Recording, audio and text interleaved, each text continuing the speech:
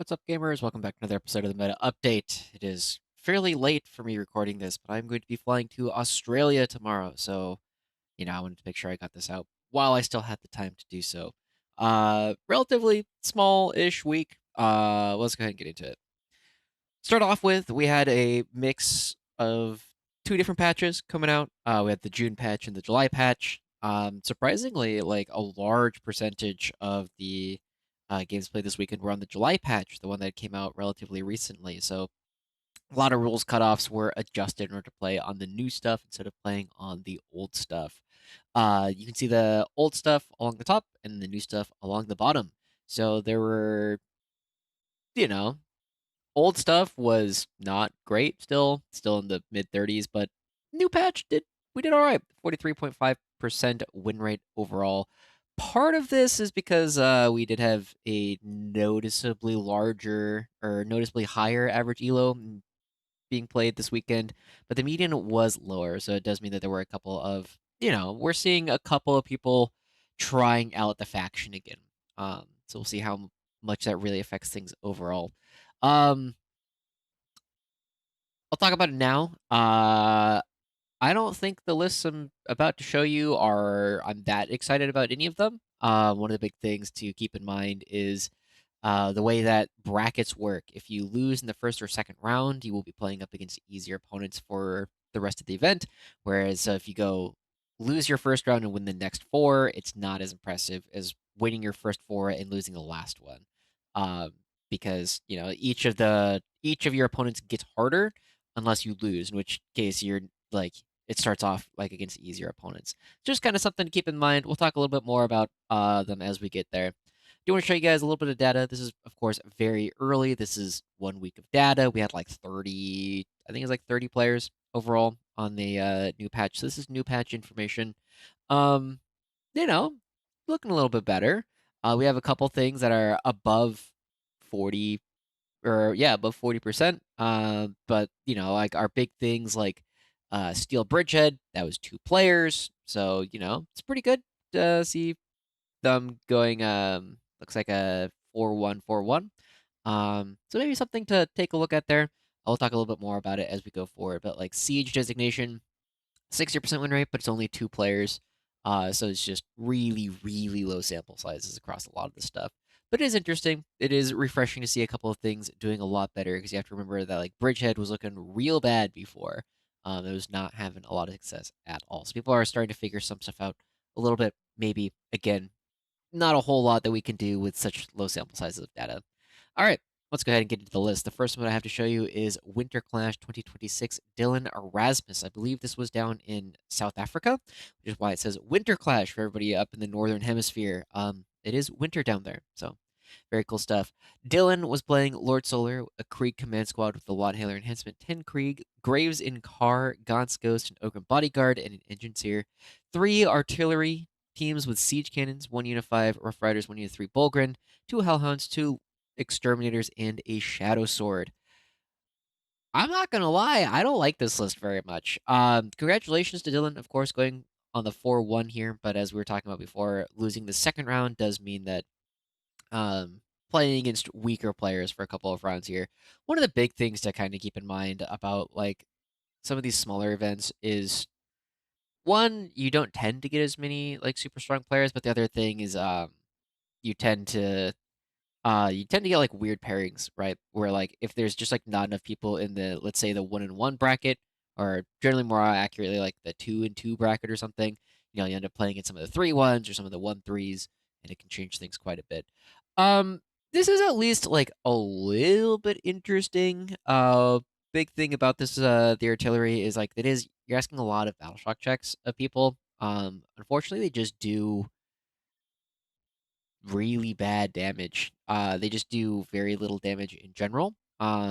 Anything that your opponent is like showing you, like out in the open, you will be able to deal with. But one of the big things about these kind of lists is you can legitimately like run at this list. Like a lot of good armies right now can legitimately just run directly at you. And you can't kill them with this list. So that's one of the big things that I look at this. There's like a couple of pieces in here. You do have the engine seer, so like maybe the Shadow Sword stays alive, but if the Shadow Sword is shooting at anything that's like not a vehicle, it just doesn't kill it. Is one of the biggest things that I was consistently running into with the Shadow Sword. It is kind of interesting. Like you do still have a decent amount of stat check, but your ability to play the mid board is really questionable. Your ability to do like the mid board action ends up being like eh. So as long as your opponent like understands that the artillery is going to not do all that much, the Shadow Sword only has a couple of good targets.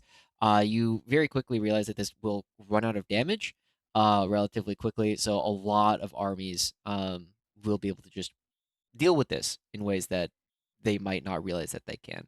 Overall, though, Dylan here ends up beating Dark Angels, losing to CSN before beating Necrons, Salamanders, and Death Card after that. I do wonder how much of their artillery actually played a part here. But one of the big things about this, of course, is it's actually kind of hard to use the artillery. It is a lot harder to use now than it used to be. But if you just make your opponent take some battle shocks, they fail them on. There are definitely ways to suppress their score that way. Moving on, we have at Protect Your Neck, we have Ross Small, a player that we have not seen all that much in a while, going 4-1 here, playing Steelhammer and Bridget Strike in priority assets, one of the two players that ended up going 4-1 with this. Ross had a Bane Blade, which was a character, a Bane Sword, which he turned into a character with the battalion commander, so he could give orders, God's Ghost, Lord Solar, a Storm Sword that they made a character, two Engine Seers, one of which had the Engine Speaker for the +3 move, two Hellhounds, and two units of 5 Engineers. It's a very not subtle list in general. It is three super heavies and a couple of things to like stand in front of them. Bridgehead Strike doesn't do a ton for this, but it does do two things. One, it puts you into priority assets, which is honestly not that bad when you're super heavies because they are Titanic and characters. I think you just need to be Titanic in 11th edition or do like actions, but you can like put which one did you put? Maybe the Baneblade. Either the Baneblade or like the Bane Sword as like the first thing to go like touch the middle objective. You can get a ton of movement out of free pivoting. And then you can tow on and you can do actions and shoot. And it is just 8 OC. So it's a really not subtle list. It asks a very not subtle question. Can you deal with this? And sometimes the answer is simply no. Ross here ends up beating Necrons, losing to Emperor's Children before beating Tau, Votan, and Necrons again. Yeah, not a lot of subtlety to this list. Just can you deal with it? Oh, the one other thing that Bridgehead Strike does for this, so of course priority assets, which is not bad, and then the on my position is actually a pretty good stratagem on the engineers, because you'll do D6 to your opponent, and then you'll kill yourself, and that will oftentimes prevent your opponent from getting like pile-ins because they have nothing to pile into. So as long as your engineers are far enough forward that you are not allowing your opponent to get an overrun fight potentially, or a pile-in into like the Storm Sword or whatever, you can strand a lot of your opponent's units that way. So kind of a cute interaction to have in your back pocket here. Moving on, we have one more at the Boise Cup. We have Ian Miller Kindleberger, another player I have not come across before, playing Steelhammer and Bridgehead Strike, but this time it was in Purge the Foe instead of priority assets. Baneblade with Titan Killer, which I believe only does the what do you call it? The Demolisher Cannon, which is still a D6+3 Demolisher Cannon on the Baneblade.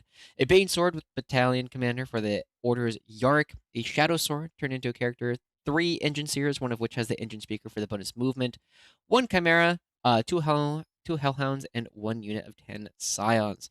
So the Chimera with Scions is like a really interesting little piece here. This kind of feels like I do think if you had just yeah, like they get +1 to hit, but like you're not really ordering the. I guess you could put Yarick with the Scions, but you're missing out on the sustained. And you're missing out on a bunch of you're missing out on a couple of special weapons. So like the Chimera and the Ten Scions and Yarick is kind of like a weird interaction overall. It's like okay. I definitely think it would have been stronger if there, if you had fiddled with points a little bit more in order to give them the command squad in the Chimera for the sustain does like a lot of work on that unit. But other than that, this is pretty similar to the one that we did just see from Ross Small. Very not subtle. You got a lot of damage coming out here. The Baneblade, the Bane Sword, and the Shadow Sword, all in conjunction. In this one, you definitely send the Shadow Sword forward first.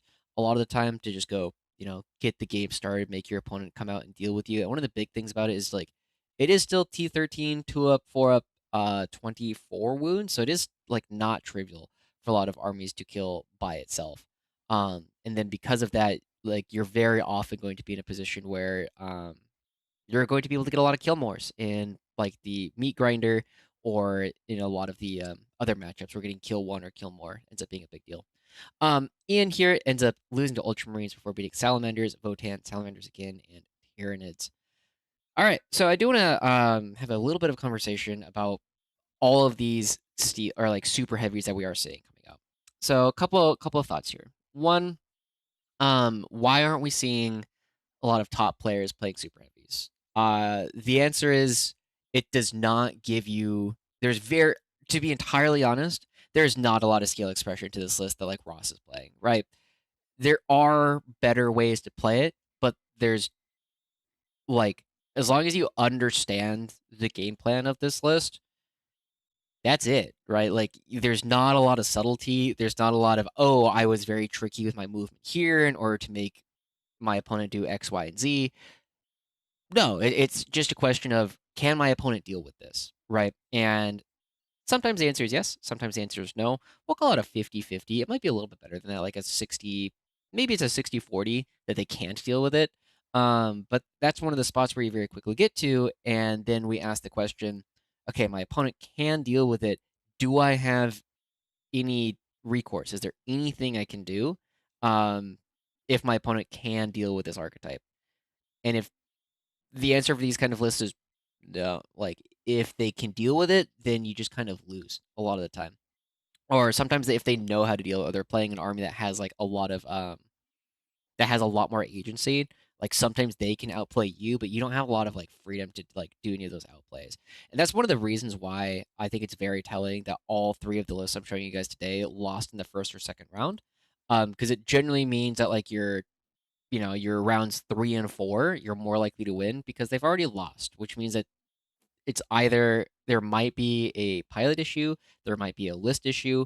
They're less likely to be able to deal with these like weird skew lists. And then you're more likely to win those games.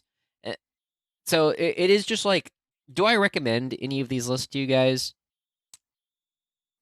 It depends on what your goals are, right? Like if you are trying to win an event, these lists are going to be great for consistently going like 3-2, right? You know, you lose two, you can't do a whole lot about. You win two, you can't do a whole lot about. And then there's going to be like one game where like the real skill of the list is going to translate into whether or not you win or lose. So if you're just like trying to have fun, you're trying to go 3-2. In particular, I like Ross Small's version of the list best.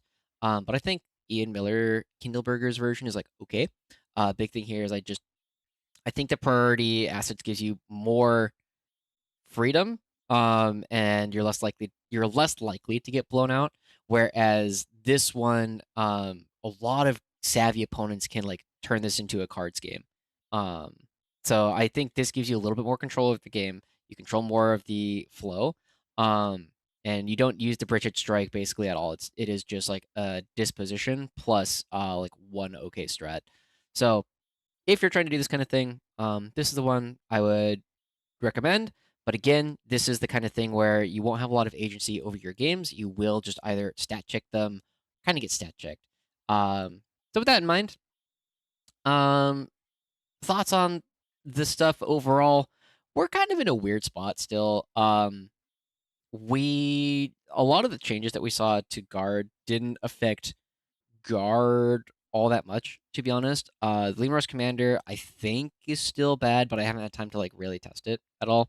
But the shoot back is a really big nerf actually. It was already like questionably worth its points before. It's definitely not worth it as a demolisher. If you're going to be doing it, I would recommend the autocannons.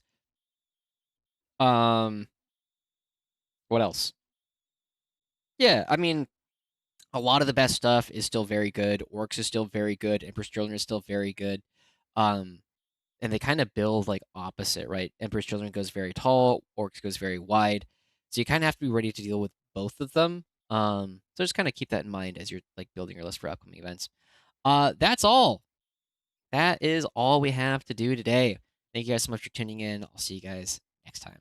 Bye bye.